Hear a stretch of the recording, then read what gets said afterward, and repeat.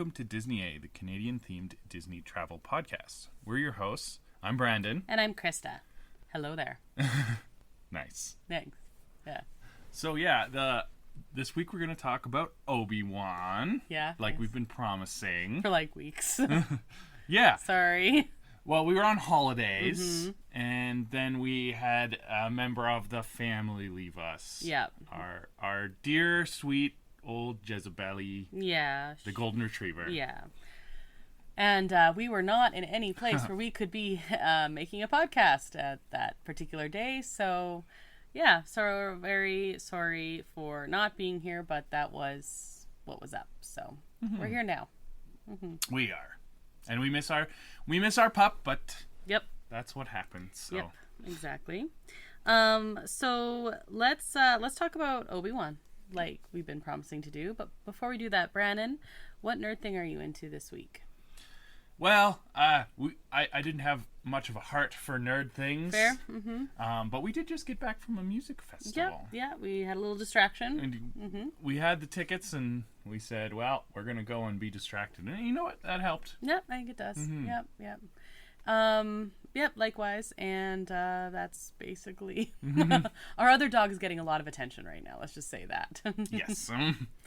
And Brandon, what are you drinking? Well... We've been doing more of that. Yeah. Yeah, and it was also really, really hot this weekend, so we went through a lot of liquids, even just water. Yeah.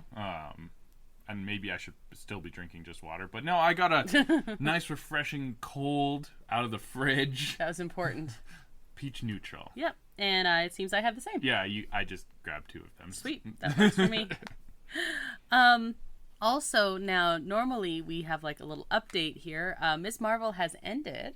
Next week we'll be talking more about Ms. Marvel, so we don't need to go really into detail about that right now, but just overall gut reaction, initial, spoiler-free. What did you think? I really liked it. Okay. like 100 times more than I thought I would. Yeah, it was really good. I was not excited for it at all, and it was really well done. So yeah, I really liked the last episode especially. But yeah, we'll talk about that more next week. How about? And the other update that we can do, Thor came out. Yes, that's right. Yeah, it is. And we did manage to get to see that. We were going to go opening night, and nope. we had a sick pupper. So we didn't do that, but we did manage to get there.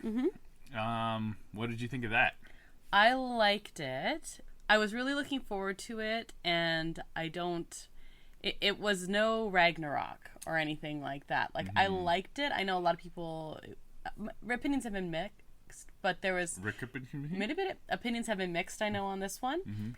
A lot of the really cool stuff, they didn't have on screen. So I felt like parts were missing. And it was also, like, shorter than... So it felt like weirdly edited or something. Yeah. Yeah, there was lots of really cool parts, but it did feel a little bit too shallow and breezy. But okay, so the Thor movies, Ragnarok's your favorite? Yeah. What is your second favorite? The original. The original. I think the original is underrated, as you can tell from our discussion in our Marvel breakdown, Phase 1 breakdown. I think the original Thor is quite underrated. This one's about on the same level for me. Okay, yeah, I'm not bothered by that. I really like Taika Waititi, and I think he does great writing and everything like that. So I'm not. There were some really cool things, but I think the reason that the original surprised me because I had no expectations for it, and then it was good. Whereas this one I had very high expectations for it. So I mean, whether or not that's fair to the movie itself. Yeah. It could be better. Yeah, and I was expecting better, but that's okay. It was good. I still liked it. I'm not like upset at it or anything. Yeah. It was still a good time, but maybe it shouldn't have been quite as good of a time. Maybe. Yeah. There were some really cool moments in it, though. Yeah, and sometimes you need to have the stakes take a breath rather than just having a joke after joke. Anyway, that's fine. Yep. And let's go to the news. Disney A News Update. Okay, so there's a lot of news, and I just kind of distilled it down because, 3 weeks worth of news. Yeah. So one news item was that we now have Thor out. It is not getting the great ratings that a lot of Marvel movies enjoy. Yeah, it's down there, Rotten Tomatoes wise, which is an imperfect metric, but nice and quick and easy. It's right down there with Eternals. Yeah, and I liked it better than Eternals, and I didn't dislike Eternals. Eternals is fine. This is fine in different ways. I don't know. Hopefully they're missing something in Phase 4. They need somewhere where they're going towards. Like Phase 1, they were going towards the big meetup eventually, when they got the funding for it, basically. Right, yeah, and then after that, they were heading towards Thanos and the Infinity Stone. So now that that's gone, it's missing a little something. So they need to bring in that, for it to be an overall continuity. They need that big bad thing. This totally makes sense. And the only thing I'm seeing is them bringing in like the younger ones, like the Marvels and stuff like that, which you see more in the shows than the movies. Yeah, they're working towards a younger crew, and that's been actually better than I would have expected. I like a lot of the new young people. Yep, me too. So that's cool. But they need something now. Bigger stakes. Now, if Kang can do that in Ant-Man, then maybe. But I got my fingers crossed for Dr. Doom. I know. Okay, well, that is one thing. My other news is more parks focused. There's a lot of D23 rumors. The big ones including now D23 is coming in September, and it's slated to have a discussion for, that Tomorrowland refurb they promised I don't know how many years ago. Well, apparently they're going to be talking a lot about that. And rumor is Launch Bay demolition, Space Mountain refurbishment. Less good, depending on what that is. Well, they keep talking Lightyear and the People Mover returning. I've said that. Yeah. You have the tracks there. I know they were condemned because of bad choices, but just fix them. Yeah. You're Disney. You can totally, this is not weird for you. The Red Car Trolley is back in DCA as of, this weekend actually. And that's kind of cool because most people just thought it was gone forever and the tracks were just there and they would eventually be taken out. But no, it's back. Because the station's back in...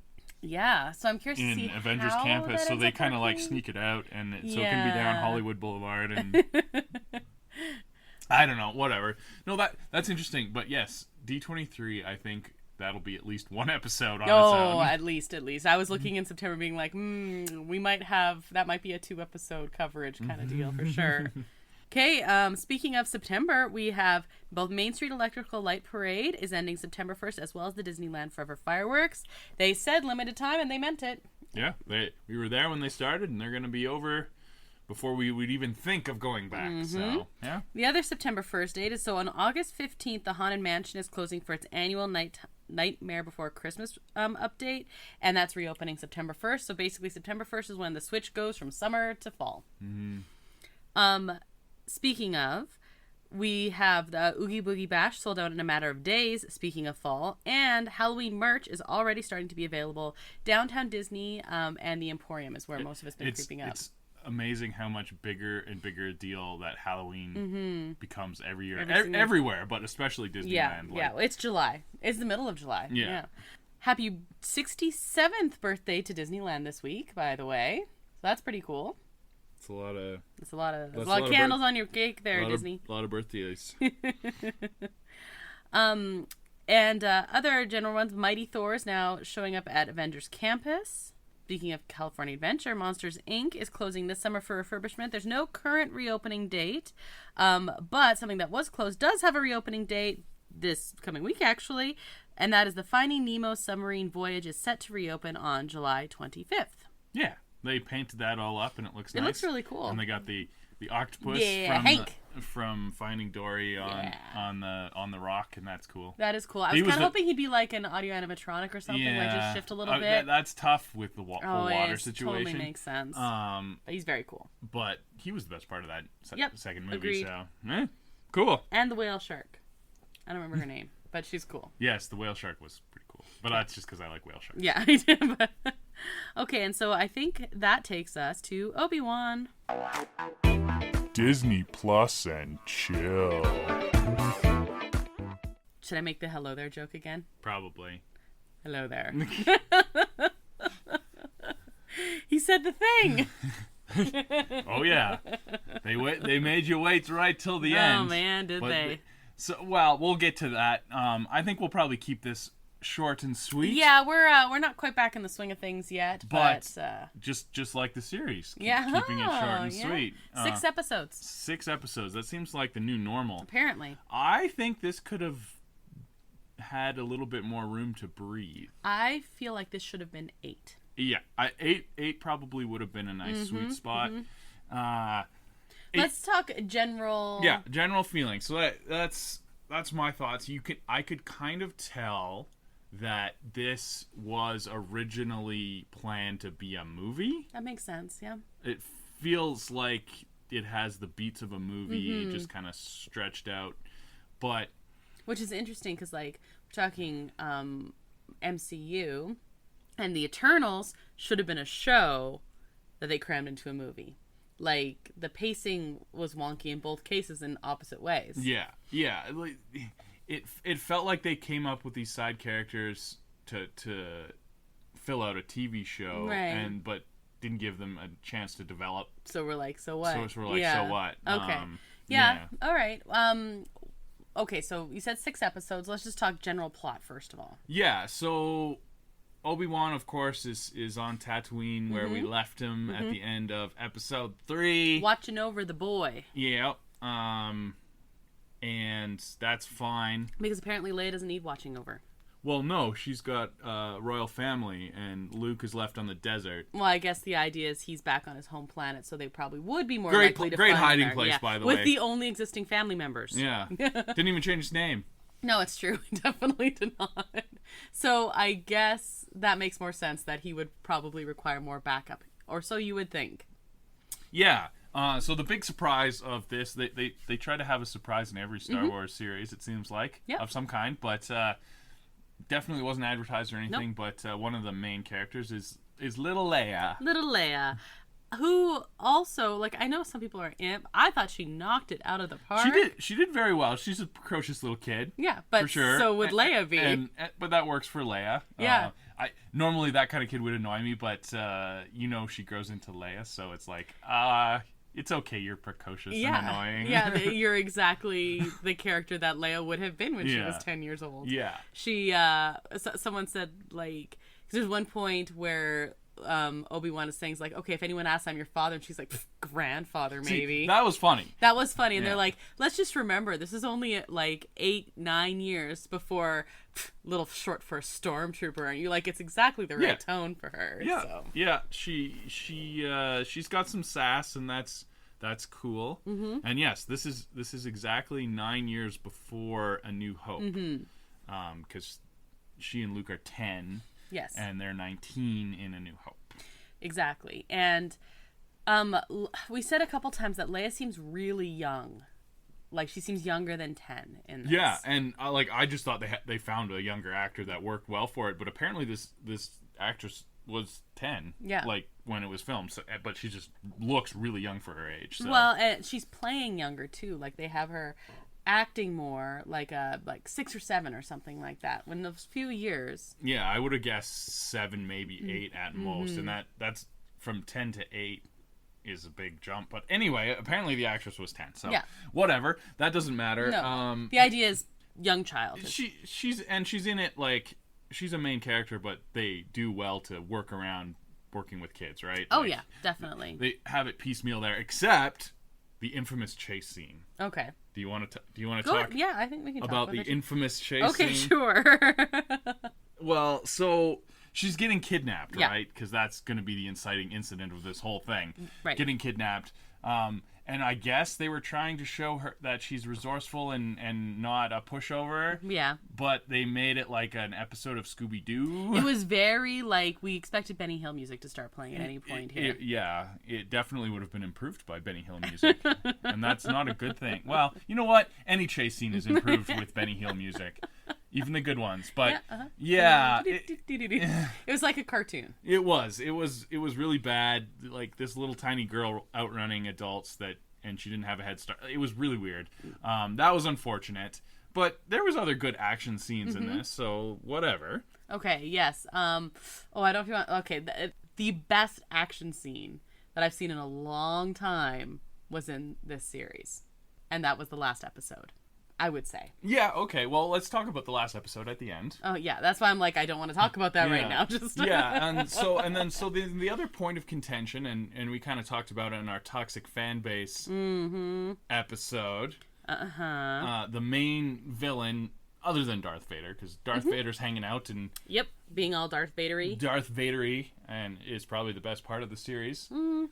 But the other main villain is this new character, Reva, and she's part of the Inquisitors, which are not new characters, but and she's a new Inquisitor. She's a new Inquisitor, and she has her own backstory. Apparently, she was a youngling at the Temple Massacre, is what happens, and then she's got this whole plan to get back at Darth Vader by, I don't know, pretending to be an Inquisitor, I guess. Yeah.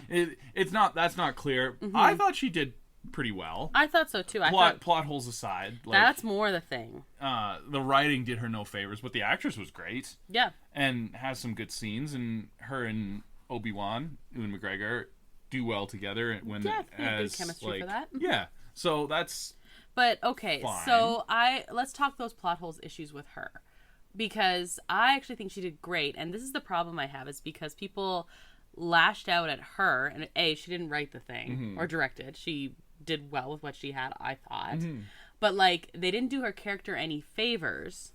And she's, like, an awesome actor who was getting a lot of racist hate. Well, yeah. That's which should not be at all related. Step one, which has nothing to do with anything, and people are just gross. Terrible. But I'm saying, like, so now it's all wrapped up together. Yeah. The basis outline of that plot, a youngling that was there and escaped and now is fueled with rage. Yeah, that's super cool. That's super cool. They didn't do it very well, unfortunately. Yeah.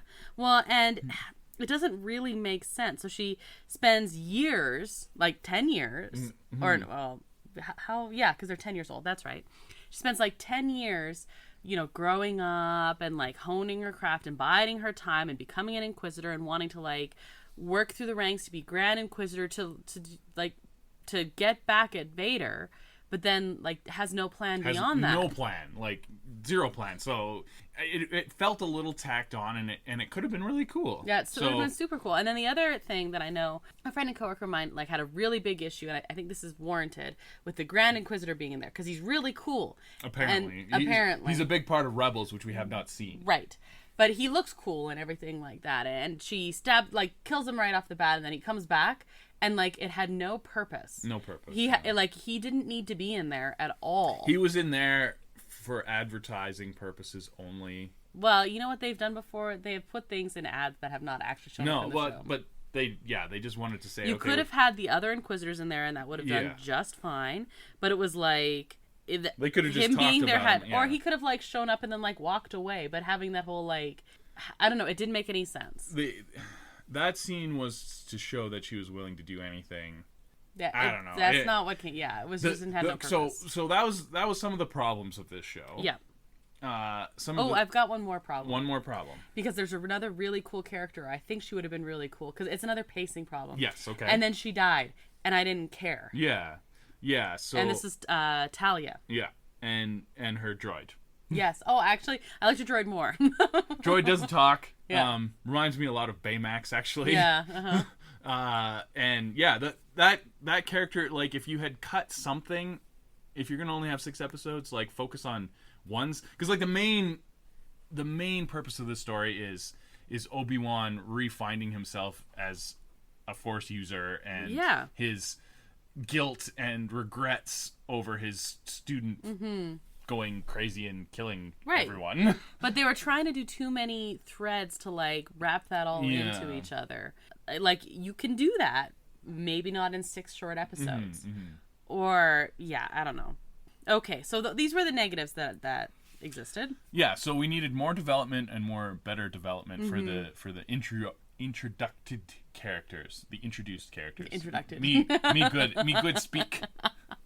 Yes, agreed. So the introduced characters that could have been really cool, we needed more with. Now, they did leave a lot of stuff opening with some of the other minor characters. I don't remember the one guy's name, but he's like, oh, I'm just getting started. And it's very, like, cheesy setting stuff up. Yeah, and that's fine. Like totally fine. So maybe we'll see more of that. Because the one really cool seed that they planted in this is that they have this basically whole underground Jedi railroad. That was very cool. Type of thing. So that could sprout a whole bunch of stories.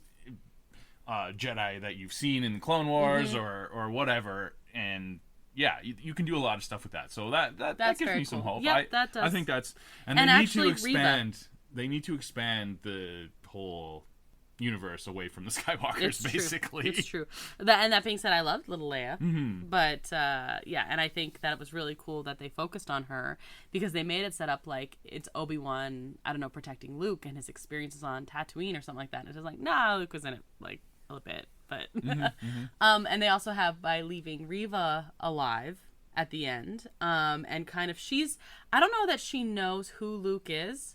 But she knows he's important. That was another plot hole. Like she finds out this really vague thing, and then she's just gonna go kill this random kid because he's got a tenuous connection to Vader, and the guy that kind of messed up her plan, but also helped her plan. Anyway, really strange, and she was not a good person, and the fact that she didn't murder a random kid in cold blood doesn't really make her redeemed. So maybe if they do give her own show, which I don't think they will, probably not, although she might show up in something else, could expand on that a little bit, would be kind of cool. I think if she did have her own show, that would be a more interesting, like have her take off and go do stuff, I don't know, like go on an arc of redemption or something. But yeah, she's not like a good person now because she didn't murder a child. Probably has murdered other ones. She was very willing to do whatever. She was good at the murdering. And then the other one is the way they left the last episode. So we said we left Reva alive, which leaves some doors open. We have all of these other doors open through these minor characters, and basically the path. Is that what it's called? Yes, the path. The path, which was like the Underground Railroad. Okay, so last episode we had all these weird pacing things. So let's talk about the good parts. Okay. So we were kind of being negative there. Yeah, but let's get that out of the way. Because overall, I really liked this. I liked the show quite a bit. It definitely was not without its problems. But as an overall, I quite liked it. I liked it much more than I didn't. And I didn't dislike any episode. Yeah. There were some parts where I was like, whatever, about different parts of the episode. Yeah. But overall, every single episode I was happy to watch. So, first of all, Ewan McGregor as Obi-Wan is just... That's why I know you said Darth Vader was the best part, but I was like, he's really, really, really good. I got to see Ewan McGregor as Obi-Wan again, so I'm happy. Yeah, really good. And they kind of almost left it open for him to go have some more adventures at the end. That's what I was thinking. Yeah. So at the end, he throughout the series, he's talked to Qui-Gon, just like almost like a prayer or something like that. But at the end... Because if you remember in episode 3, Yoda tells him that... Oh, in the films. He's made contact with his former master, and they have this new technique and stuff. And I guess he was trying to work on it, but then he was like, nope, don't care. I'm going to be a hermit in a cave. Yeah, exactly. So like the Force has left him and everything like that. So then he's mentioning, and he never really sees him. But then at the very end, uncredited to begin with, we see Liam Neeson showing up as Qui-Gon. Looks great, by the way, for a Force ghost, gotta say. And he says, I was always here, you just weren't ready. And they go off, basically they ride off into the sunset together. And I'm thinking, even when I was pooping? Anyway. You see that whole thing where I almost like, oh, and then that also begs the question where... Some parts where Obi-Wan was gaining back his strength and things like that, was it actually Qui-Gon helping him out that whole time? Hey, just like Obi-Wan helps Luke, sure, why not? That's what I mean. Yeah. So at one point, Leia like jumps off and almost falls, and that's Obi-Wan first using the Force again to like catch her, and it's like maybe Qui-Gon had a little hand in that too, right? Mm-hmm. Some things we're talking about positive. I loved the attention to detail of Obi-Wan getting his powers back. Things like we were noticing when he was repelling the blaster blasts. Yeah. And he would always be very good with his lightsaber of like using that to shoot other stormtroopers. Right. And he was missing all over the place, and it was a mess. But by the end, every single time he did it, every single fight, it got better and better. And by, I don't know, like I don't know, the third fight into it, all of a sudden he's back to form, and I liked that attention to detail. Yes. And speaking of forms, the attention to detail on the lightsaber forms was fascinating. Right. You have a couple of like really good lightsaber duels. Both times when Obi-Wan and Vader come face to face, they have some very good, very different but interesting lightsaber duels, and the just the attention to detail of how they're fighting each other, and like Vader using one hand and just doing rage smashes and stuff like that, and then when he's on his back heel and he goes to a two-handed defensive stance, and Obi-Wan switches from defensive to offensive, and that you can really go deep into the nerdy stuff and like lightsaber forms. Oh, really? That's cool. It's fascinating. Like because lightsaber dueling was kind of based off of samurai duels originally, and they like of course expanded on that lore, and there's like 7 different lightsaber forms and this whole thing. But they did a really good job with like the lightsaber duels in this were movie quality. I would agree. Again, talking to a friend of mine and who's a big Star Wars nerd, and he said might be one of the best lightsaber duels, or the best lightsaber duel technically in any Star Wars thing at all. Yeah. So for me, the lightsaber duel in Return of the Jedi was like the first like really cool one. Ooh, right. And then the Phantom Menace. The only good part of that movie is the epic Duel of the Fates lightsaber duel. Oh man, is it? I love that one. I think the Anakin Obi-Wan in Revenge of the Sith is a little overdone. Fair. Too much CGI. It's cool, but I would put this on par with like Duel of the Fates. The final that's really episode. Cool. Yeah, that's really cool. They do a really good job. It's amazing. I literally was on the edge of my seat, and I was like, "Whoa, that's crazy." Yeah. Not lightsaber duel, but I said, the best I think Vader fight scene where it's just like showing just how like crazy he is in Rogue One. is in Rogue One, and I was like, for me, this is on par with that. Yeah.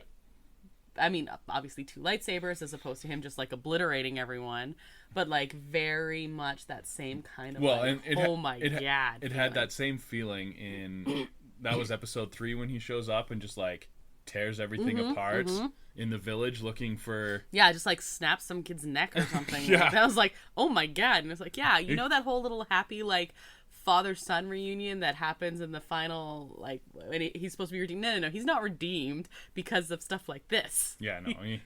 He went off the deep end for sure. He's a bad dude. Bad dude. Like, he's still a villain here. We're still a villain. Speaking of cool things in that the last episode was just mind-blowing, but Hayden Christensen, the voice, when he cuts off the helmet partly. Yeah, so we get to see some flashbacks of Hayden Christensen, so that was important for him to come back. But he was in the suit. Yep.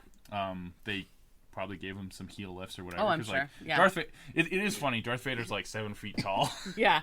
And Anakin was definitely not 7 feet tall, but I mean, they bolted on new legs, so he can be whatever height he wants. Yeah.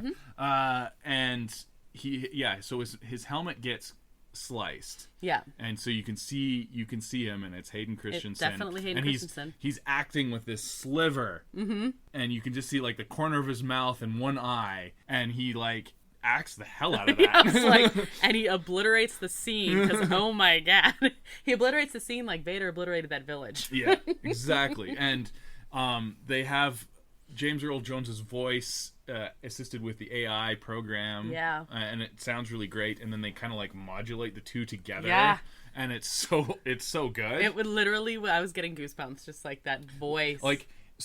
Episode 6 was so good that every other episode could have been just like that chase scene on repeat, and I still would have liked the series. Agreed. Yeah. And when you said, "Man, did they ever stick that landing?" Yeah. Man, did they ever? It was one of the best last episodes. Yeah. Oh, and I cried. And the Mandalorians had some good last episodes too. Really have. The Marvel shows have been weak in general, except Miss Marvel. Miss Marvel probably has the best ending. I actually agree, although I also really liked WandaVision. I actually think Miss Marvel had the best ending. I thought the ending of WandaVision was too bombastic. Yeah. So yeah, Star Wars has had quite good endings of their shows. Agreed. Marvel not so much, and maybe now they're figuring it out. I don't know. Well, this one was just awesome, and then so Obi-Wan spends most of his time either with Leia or with other people or whatever, and then at the end he does actually have an interaction with Luke. And that's when he gets to do his big hello there line. Yes, he says hello there to Luke, yes. Yeah, he said the thing. Yay! But I really like that Luke was not the focus of this. I like that Leia was. But I literally... there's some suspensions of disbelief with, like, lines from A New Hope already. If he had gone off on an adventure with Luke, that would have been the dumbest thing in the world. Yeah, whereas this is like, okay, this makes more sense. But he goes back and he's talking to Leia after, the adventure's done, and she wants to know, she understands that she's been adopted. And they don't really talk about it. They never hid that from her, no. They don't really talk about it too much. Like, she says, at one point she's talking to the Organas, and they're like, I'm aware, you're not my real parents. And I said, of course we are. We're the ones who love you. Like, they don't hide that. Mm-hmm. And she wants to know because she understands that she has a feeling. She a few times picks up on feelings, which I like that they did, but they didn't lean into too hard. Yeah. That's the way to do that with her. That's perfect. And she says, you knew my mother, didn't you? And he says, I don't know what you're talking about, blah, blah, blah. And then he comes and he says, like, you got this from your mother and you got this from your father. And they're all very positive qualities. And he recognizes that in her. And it was just like, oh man, I was crying. I was just like, Obi-Wan. Well, and especially having watched most of the Clone Wars series, and you get to know their relationships better, like how close they were. Yeah, like he beats himself up for that too. And so anyway, I think okay, if you were to give this one a rating, what would you give it? What's the scale? Oh, let's do I don't know, like A, B. I'm a teacher. I would give it a solid A-. Okay. There's lots of really good parts of it, and it's sad that there was minor quibbles, and the Star Wars fan base is so A, engaged, and B, the vocal minority is volatile, very horrible to latch onto those things, to kind of distract from the good bits. Yeah, they don't want people to have nice things. Yeah, exactly. I'm gonna give it a solid A, and not an A+ because of those other things. But like you said, that ending, like I was goosebumps, like crying. It was like so good. It was so good that I was happy, and I was just so happy with like the Leia Obi-Wan connection that I thought was And I've liked every Star Wars series. Me too. I was a little disappointed with Boba Fett because it didn't really have a strong direction, right? And it could have, right. The Mandalorian, both seasons have been excellent. Knocks it out of the park, yeah. But even those have had weak moments. Definitely. There was a very, I know your feelings. There's an episode that we thought was quite weak. There was not a full episode in Obi-Wan that I felt was weak. Yeah. There were definitely moments. But overall, there was still so much good. Like, even the chasing, I was still reeling from the fact that they were using Leia in this, that I was like... Right, whatever. And, like, just...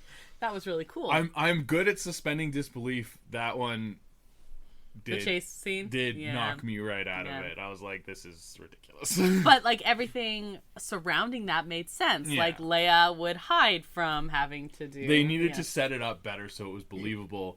I get what they were trying to do. They didn't want her just like get kidnapped. But they could have had her like run and hide somewhere. Like she's resourceful. She plays in the forest all the time. Have like some like Home Alone traps.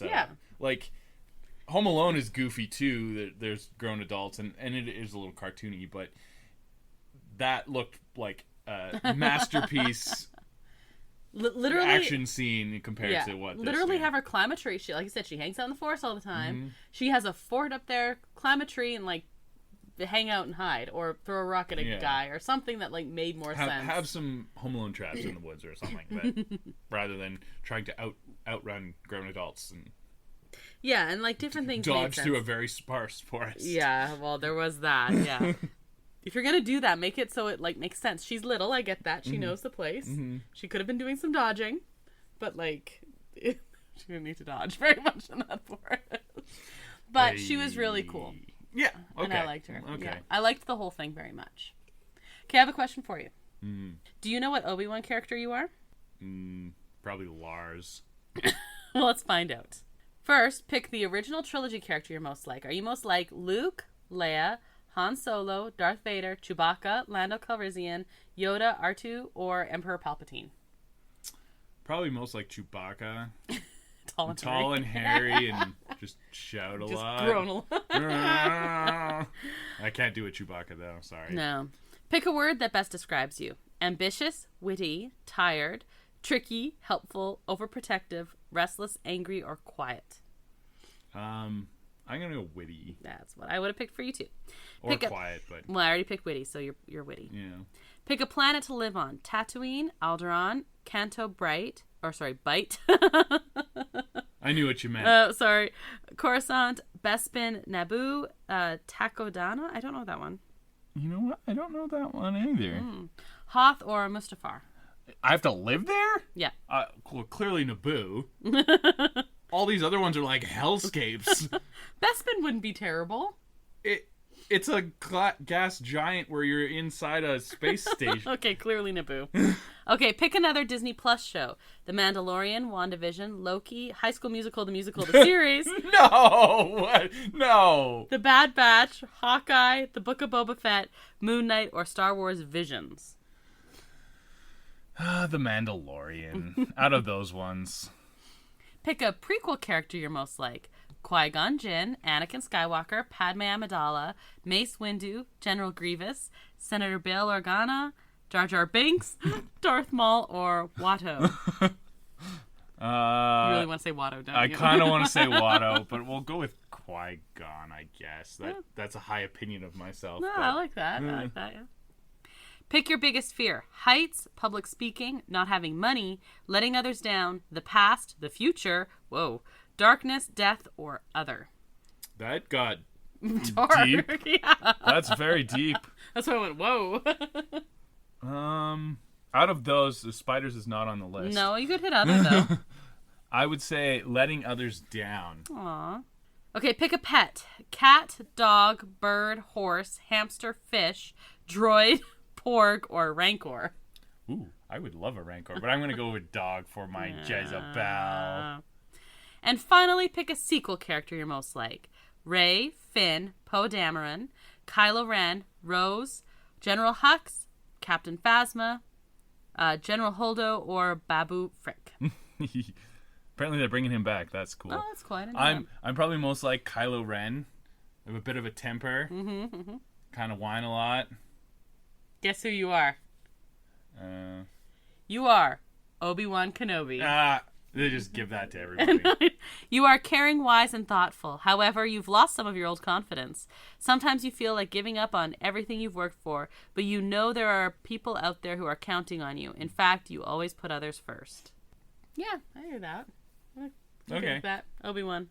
I still think I'm more like Lars, but maybe he wasn't an option in there. Although, okay, one more thing. Can we discuss how awesome Aunt Beru is? Yeah. My God, is she awesome? We kind of skipped over that. Like, Reva comes and is gonna try and murder Luke, and Lars and Beru they're like, nope. Beru's like, hold on, I have lots of blasters hidden in like the stones here, and Lars like, what? She's like, yeah, well, I knew this day would come. I want a series of Aunt Beru, okay? Like, honestly. She's so cool. And actually, that's one thing that Obi-Wan, I think, did well. Because, they gave us Leia, and they gave us this cool moment with her, and things like that. But it almost... We were talking about the prequels. Remember how I said, like, I got so mad at what they did to Padme? Because she was, like, really cool and then ended up kind of lame. It almost, by Obi-Wan, like, honoring her memory and things like that, it almost, like, redeems what they did with Padme a little bit, because it's like, let's forget that other stuff we did to her in the movies. So that was good. Yeah. Anyway, and I want a series of Aunt Beru. Anything to add for Obi-Wan? I think that's it. Yeah. Good. Thank you for remembering Aunt Beru, because that was awesome. That was so cool. That was just so much was awesome that was happening in that last episode that I kind of forgot. And she was like, wait, what? She was like, yeah, well. So that means that is our show for this week. Thank you to El Mule, who's responsible for the custom theme song you heard at the top of the show. And you can find a link to El Mule to his work on our website at disneya.wixsite.com/podcast. And you can also find a link to our social media accounts. We are on Facebook, Twitter, and Instagram. So if you search Disney on those accounts, you will find it. If you've rated or reviewed our podcast, thank you so very much. And if you haven't yet, please do. It really helps us out, especially on Apple Podcasts. Next week, we're gonna keep talking Disney Plus because we missed some, so we've got some catching up to do here. Next week, we're gonna be talking about Ms. Marvel. Yeah, you don't have as much time to catch up, but no, you get 1 week. That's usually what we give you. It's still a short show, so still only get after it, and it's awesome. If you have any like lingering, do I want to invest? Like yes, 5 hours? Yeah, no. It's if you like Marvel stuff, it's the best parts of Marvel. I like that. Yeah, there's some Marvel stuff that's in there that you want to watch. Well, and the thing is, it's tying into movies, and that's what I mean by being vague about the Marvel stuff. And then there's some stuff. There's some stuff we knew about, and then there's some stuff. Yeah, there's stuff. We should talk about that stuff next week. There'll be talk. So consider this your spoiler warning. You definitely want to get caught up by then. Well, I'm Krysta. And I'm Brandon. And when we talk about that stuff on the next adventure, till then, TTFN, ta-ta for now. Thanks for listening to Disney, eh?